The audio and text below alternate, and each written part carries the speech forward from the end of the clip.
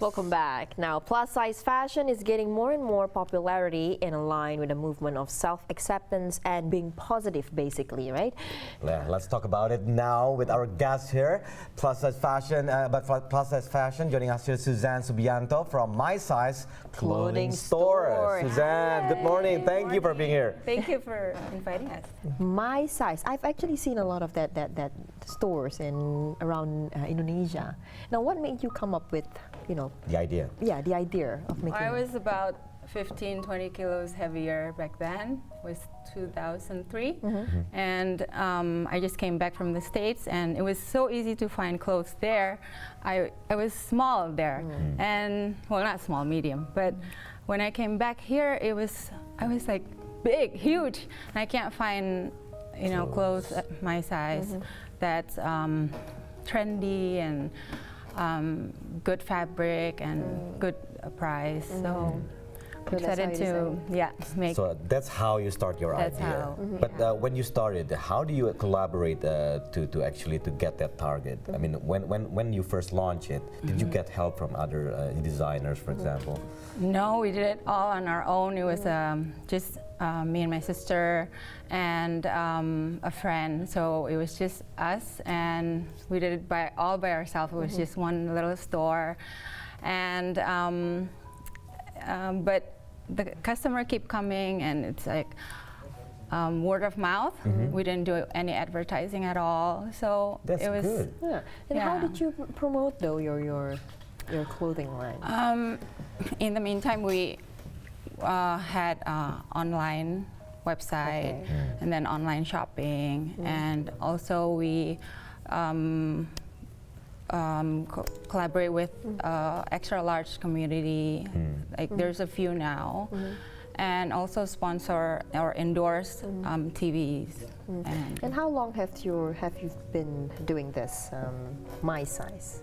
It's been almost 14 years. 14 years. And back then, 14 years ago, you were the first to actually come up with this concept here in Indonesia. We were one of the first, yes. One of the first. All right. So did you get any feedback back then when you first launched it? Reactions or I know you mentioned about word of mouth, but how did they react on that? They were very shy, being big back then. So every time we give brochure, they're like, no, or they're like laughing or things like that.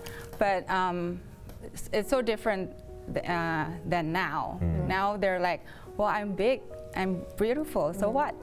So basically, in the same time, you're actually selling your clothing, but also you give sort of like campaign or message. Message, Like be happy with yourself, basically. You have to be confident. Yeah. where do you get your idea though when you first started to make your type of clothing? What kind of type of designs? Where does your idea come from? Do you follow the trends at that time when you first started? No, at the beginning it was more basics and more, but something that's comfortable. That's like.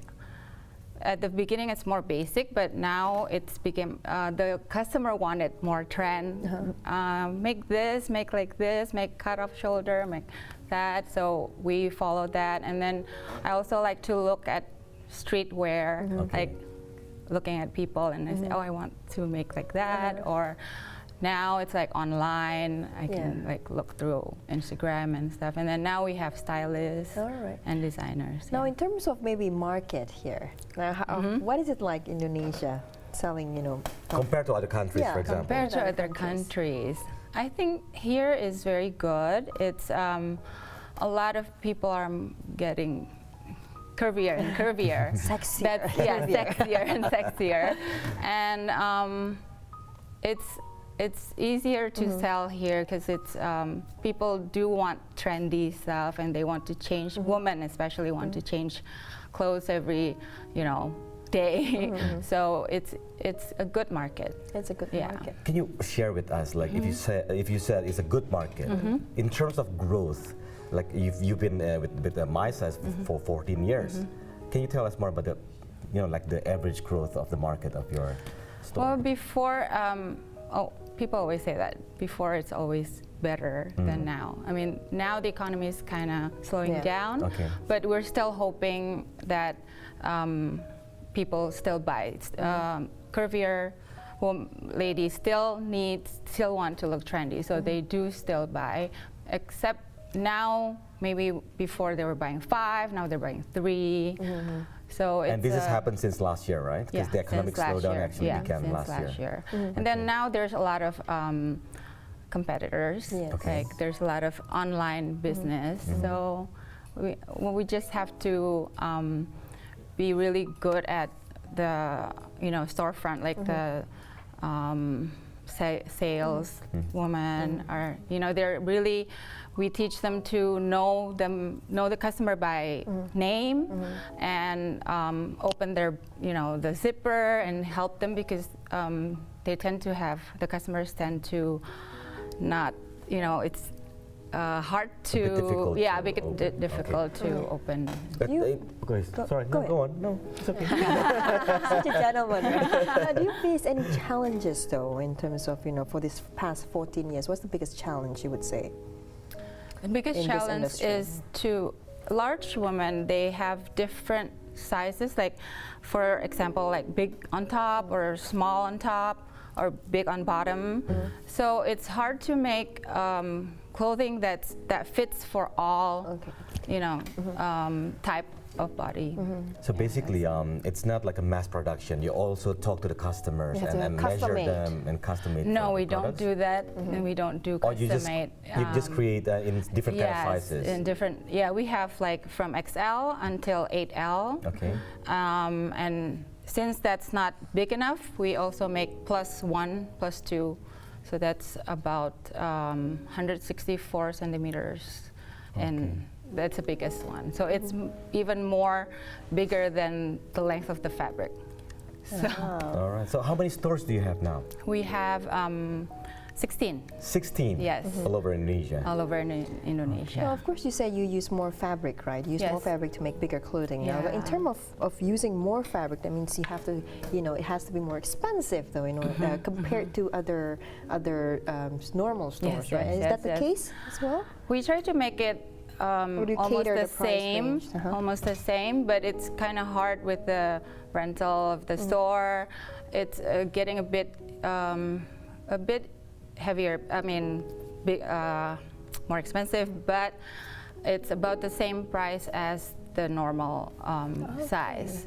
So it's still about 220,000 for blouse and 300 for pants and jeans. Okay, but in terms of choosing the right type of business, like compared to online and also on stores, like the exact stores, physical stores, which is the one? Which one is actually the best one to do now? So which is better, online or? Online or For this type of business, which is for curvy, I think curvy women still wants to try on their clothes, so they still go to the stores. Than going online. But if they know our size already, then they do order online, but they already know the size, so they're sure about the size first. But it is booming. It's going up, but it's still, the stores are better. All right. Now, you mentioned you have a lot of stores as well around Indonesia. Now, which one would you say actually has the most? Yeah, the biggest market. It's actually Karawaci. Karawaci, Jakarta. Yeah, because it's it's also for during Lebaran it's also good, and during Christmas it's also good. Okay, now I saw some of your products is like Muslim fashion as well there. Muslim fashion. So what do you think about the market? It's growing. It's really growing, the Muslim fashion. A lot of them really want stylists and hijabers and like kaftan as well. We don't really do kaftan. Okay. For some reason, when we do kaftan, it's not doing well. We just do like basic tops or longer. Basic is more selling. And what about in terms of being on, like, say, Fashion Week or anything like that? Have you joined Fashion Week? Not Jakarta Fashion Week, but it's Jakarta Food Fashion Festival, JF3. We did join that, and it's we're really surprised that they welcome us for plus size, but they were really happy that a lot of customers also need the plus size fashion show, and the models are also so happy with that because they're really want to be On out the there. runway. Yeah, on the Yes, that's good. runway. Showing Yeah. positive Yeah. and also accepting their body. Yeah. Yeah. All right.